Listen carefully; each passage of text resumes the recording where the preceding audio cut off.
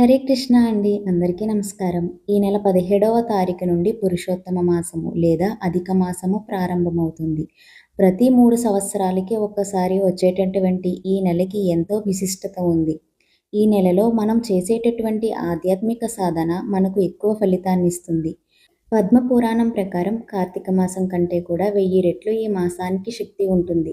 ఈ నెలలో భగవద్గీతలో ఉన్నటువంటి 15వ అధ్యాయం పురుషోత్తమ యోగం చదవడం ఎంతో మంచిది. ఇప్పుడు ఈ మాసం యొక్క కథను తెలుసుకుందాం.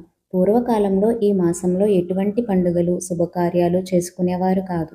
ఎందుకంటే ఈ మాసంలో ఎటువంటి మంచి ఫలితాలు వచ్చేవి కావు. అందరూ ఈ మాసాన్ని మాలమాసం అని పిలుస్తూ చెడు మాసంగా చూసేవారు. అప్పుడు ఈ మాసానికి ఎంతో బాధ కలిగి విష్ణువుని ఆశ్రయించి తన బాధను చెప్పుకుంది. అప్పుడు విష్ణువు దేవతల రూపంలో ఉన్నటువంటి ఆ మాసాన్ని తీసుకుని గోలోకంలో ఉన్నటువంటి శ్రీకృష్ణ భగవానుని దగ్గరకు తీసుకువెళ్లారు. అప్పుడు శ్రీకృష్ణ భగవానుడు ఆ మాసానికి ఎంతో గొప్ప వరాన్ని ఇచ్చారు. ఈ మాసాన్ని తన పేరుతో అంటే పురుషోత్తమ మాసంగా పిలుస్తారని, ఎవరైతే ఈ మాసంలో శ్రీకృష్ణ భగవానుణ్ణి ధ్యానిస్తారో, పూజిస్తారో వారికి కష్టాలన్నీ తొలగిపోయి ఎన్నో సుఖాలు కలుగుతాయని, వారు ఈ మానవ జన్మ తరువాత గోలోకానికి చేరుకుంటారని వరమిచ్చారు. ఇదే విషయాన్ని శ్రీకృష్ణ భగవానుడు పాండవులకి కూడా అరణ్యవాసం చేస్తున్నప్పుడు చెప్పారు. అప్పుడు పాండవులు ఈ పురుషోత్తమ మాసంలో శ్రీకృష్ణ భగవానుని పూజించారు.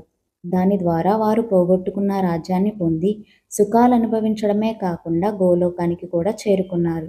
కాబట్టి మనమందరం ఈ నెల 17వ తారీఖు నుండి వచ్చే నెల 15వ తారీఖు వరకు ఉదయం 5:30కి హరే కృష్ణ మహామంత్రాన్ని జపిద్దాం. మన యూట్యూబ్ ఛానల్లోనే ప్రతిరోజు లైవ్ సెక్షన్ ఉంటుంది. హరే కృష్ణ.